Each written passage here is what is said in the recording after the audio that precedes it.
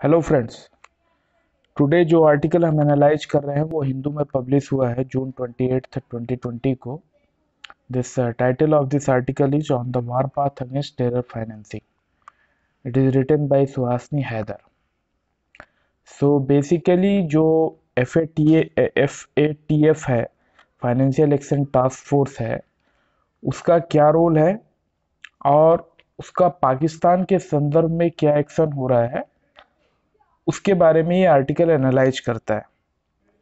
तो first of all we'll understand what is FATF.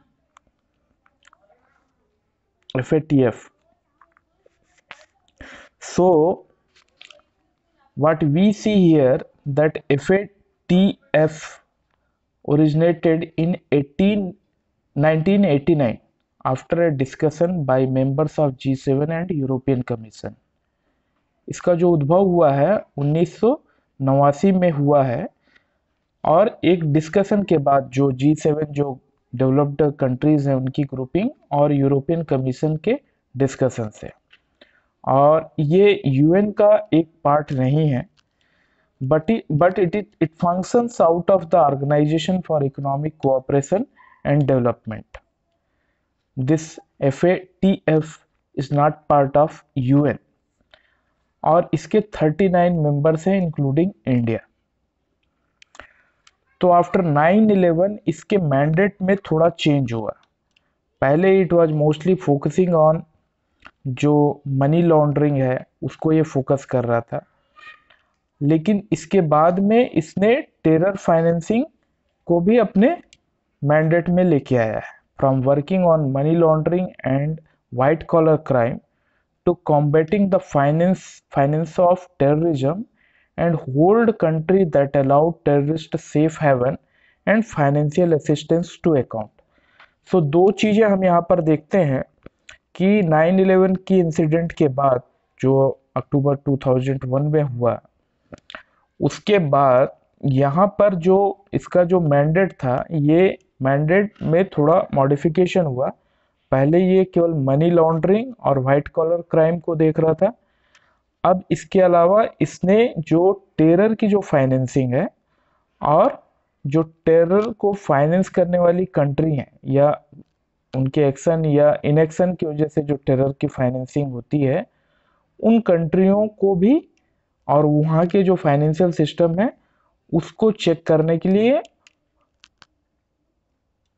के direction में इस FATF ने काम करना चालू किया।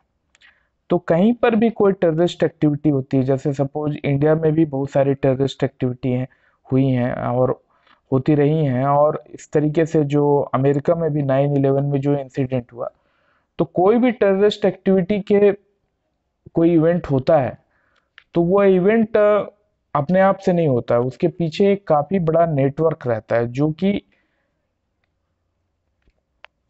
उस पूरे इवेंट को करने के लिए फाइनेंशियल मदद देने के लिए होता है, और इसके तार बहुत सारे कंट्रियों में फैले रहते हैं।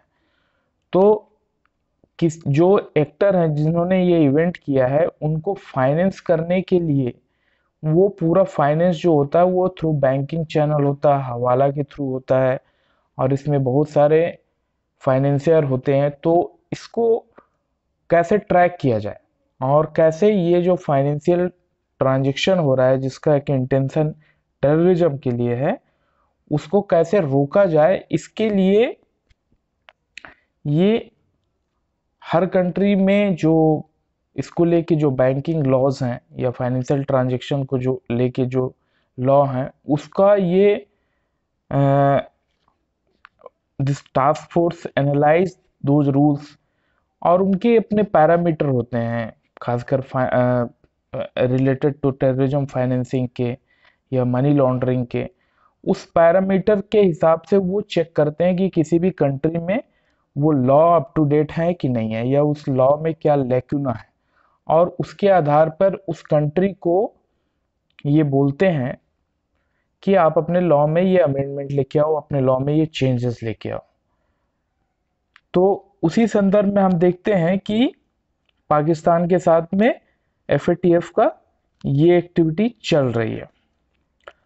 तो ये एफएटीएफ कैसे काम करता है, तो इसके बारे में आर्टिकल कहता है कि decision are made by the grouping on a consensus basis whereas any three member can exercise a veto on any action। तो इसके 39 मेंबर्स हैं इस ग्रुपिंग के, और इस ग्रुपिंग में जो भी डिसीजन लिए जाते हैं वो कंसेंसस के थ्रू लिए जाते हैं, सभी उसके मेंबर्स उस डिसीजन को एग्री करते हैं। लेकिन अगर सपोज 3 मेंबर्स किसी भी चीज के लिए डिसएग्री करते हैं, then 3 if they disagree with any issue, then 3 members can together cast a veto on any action, उसे रोक सकते हैं। Review all action through technical point of view, तो यहाँ पर एक जो हम देखते हैं कि जो एफएटीएफ का जो वर्किंग है वो mostly technical point of view से होता है, क्योंकि ये आपके जो जिस कंट्री को ये देख रहे हैं उस कंट्री के बैंकिंग लॉ, वहाँ की जो टेरर की फाइनेंसिंग के लिए कहाँ पर लूप होल हैं, या जो लोग इसके लिए अभियुक्त पाए गए हैं उसकी किस तरीके से उनको सजा हो रही है, ये मोस्टली किसी भी कंट्री के जो डोमेस्टिक लॉ रहते हैं उसमें जो कमियां रहती हैं उसके टेक्निकल पॉइंट ऑफ व्यू को वो लोग देखते हैं।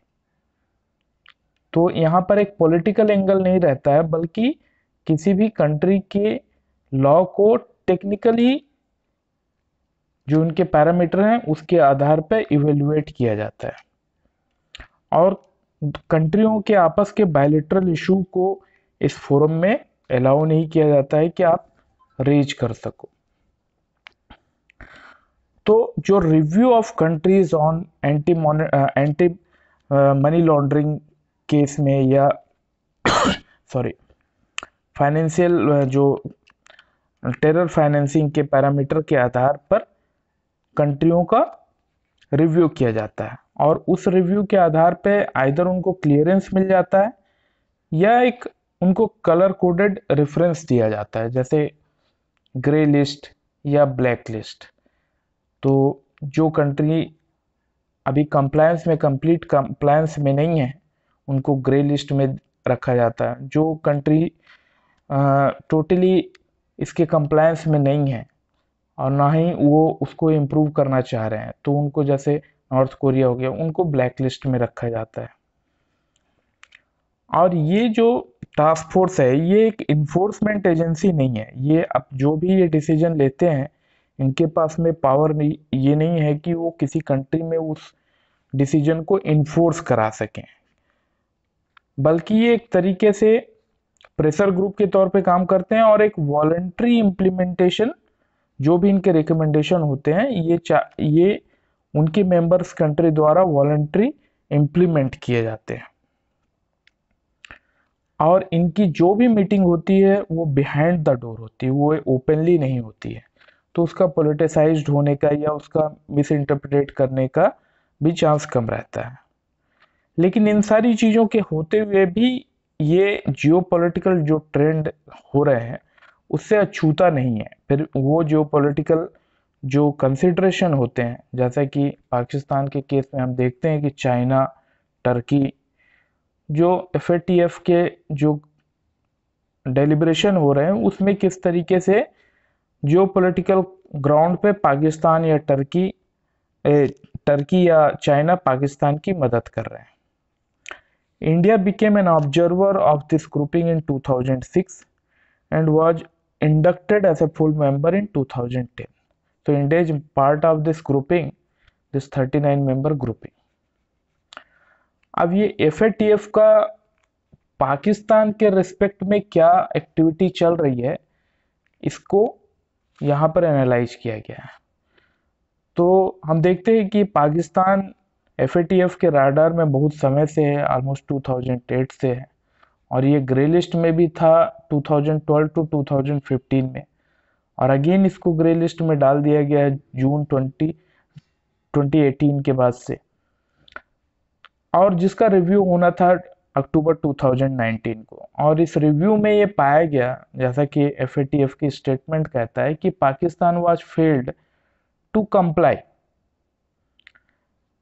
failed to complete its action plan in the time with agreed timeline. So FATF कह रहा है कि Pakistan is not in compliance whatever the parameter they have agreed upon, उसमें कंप्लायंस करने में पाकिस्तान फेल रहा है। ये FATF का स्टेटमेंट है इन 2019 को। लेकिन पाकिस्तान कहता है कि उसने आउट ऑफ 27 पॉइंट्स 14 पॉइंट्स में वो कंप्लाई कर चुका है। उसके हिसाब से उसने अपने टेरर लॉ में चेंज किया है, और जो UN डेजिग्नेटेड टेररिस्ट है पाकिस्तान में, तो पाकिस्तान में इनकी भरमार है, उनको उसने अरेस्ट कर रखा है। और इसी तरीके से उसने बैंकिंग जो चैनल है या बैंकिंग प्रोसेस या मैकेनिज्म है उसको स्ट्रेंथन किया है, टाइटेंड किया है। तो इंडिया का इसमें एक रोल है, क्योंकि बहुत सारी जो पाकिस्तान की जो कंप्लायंस नहीं है वो बेसिकली उसके प्रूफ और इंडिया प्रोवाइड कराता है फोरम को। और अभी तक का जो पाकिस्तान से हमारा एक्सपीरियंस रहा है कि पाकिस्तान को जो टेरर फाइनेंसिंग जो इंडिया में करता है और जो इतने सारे टेररिस्ट को पनाह दे के रखा हुआ है, उसके लिए भारत ने कई फोरम में, बायलैटरल भी और UN के भी फोरम में और इंटरनेशनली काफ़ी प्रेशर देने के बाद भी भारत ने ये पाया कि Pakistan was not doing anything. Even US के द्वारा भी प्रेशर देने पर पाकिस्तान कुछ नहीं कर रहा था। लेकिन FATF को लेके पाकिस्तान काफ़ी सेंसिटिव है। वो ये चाहता है कि पाकिस्तान चाहता है कि वो ग्रे लिस्ट में ना आए, और उसके लिए उसने काफ़ी एलक्रिटी के साथ में काफ़ी कदम भी उठाए हैं। तो ये एक इंटरेस्टिंग पॉइंट है भारत के लिए, क्योंकि भारत को ये सोचना चाहिए कि पाकिस्तान क्यों FATF को इतना सीरियस ले रहा है और क्यों उसके वजह से वो चीज़ें कर रहा है जो भारत कई बार भारत के कहने पर भी पाकिस्तान ने नहीं की थी। तो अगर उसके कारण तलाशें कि पाकिस्तान क्यों इतना सेंसिटिव है FATF को लेके, तो हम देखते हैं कि बेसिकली अगर ये जो पाकिस्तान को अगर FATF ग्रे लिस्ट में रखता है तो एक तरीके से ग्लोबली पाकिस्तान ऑस्ट्राइज्ड हो जाता है, पाकिस्तान अलग थलग हो जाता है, क्योंकि ये पूरे कंट्री के एक financial credibility, financial channel, banking system या फाइनेंशियल सिस्टम की क्रेडिबिलिटी को क्वेश्चन करता है, जिसकी वजह से एक जो ग्लोबल फाइनेंशियल मार्केट है, एक ग्लोबल फाइनेंशियल सिस्टम है, उसमें पाकिस्तान को संदेह की नज़र से देखा जाता है और पाकिस्तान एक अलग थलग हो जाता है। उसका इम्प्लीकेशन पाकिस्तान के लिए ये है जिसको पाकिस्तान अवॉइड करना चाहता है। एक financial ostracism Pakistan want to avoid, क्योंकि अगर पाकिस्तान को ग्रे लिस्ट में रखा जाता है तो जो भी ग्लोबल फाइनेंशियल सिस्टम है, जो भी पाकिस्तान से इन या आउट फाइनेंशियल ट्रांजैक्शन हो रहा है, वो काफ़ी रिस्ट्रिक्टेड हो जाता है, उसका काफ़ी ड्यू डिलिजेंस किया जाता है, उसके ऊपर काफ़ी पैनी निगाह रहती है। तो उस तरीके से वो एक उनके लिए प्रॉब्लम का वजह है पाकिस्तान के लिए। इसलिए पाकिस्तान FATF के ग्रे लिस्ट में नहीं आना चाहता है।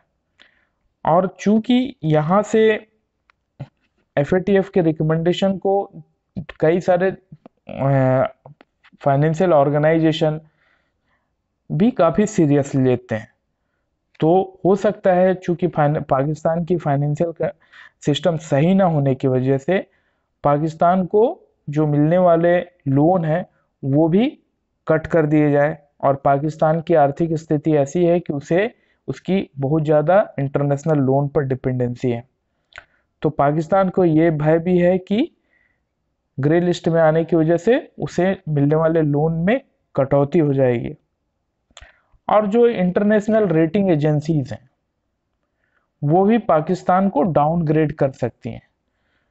तो कुल मिला के हम ये देखते हैं कि पाकिस्तान जो टेरर फाइनेंसिंग के लिए जो कदम उठा रहा है वो इन वजह से कदम उठा रहा है। और पहले जब भारत उसे बोलता था कि आप कदम उठाओ तो वो उसे दरकिनार कर देता था, लेकिन जब उसके ही बेनिफिट्स को में उसे प्रॉब्लम होने लगी, then he started acting against terror financing. तो भारत को ये सीख लेनी चाहिए कि पाकिस्तान का टेरर फाइनेंसिंग से में सहयोग तभी मिल सकेगा जब Pakistan will be affected in this line. तो ये पाकिस्तान को किस तरीके से भारत को डील करना चाहिए और पाकिस्तान के किस इंटरेस्ट को कैसे अफेक्ट करना चाहिए, ये एक अच्छा आर्टिकल है।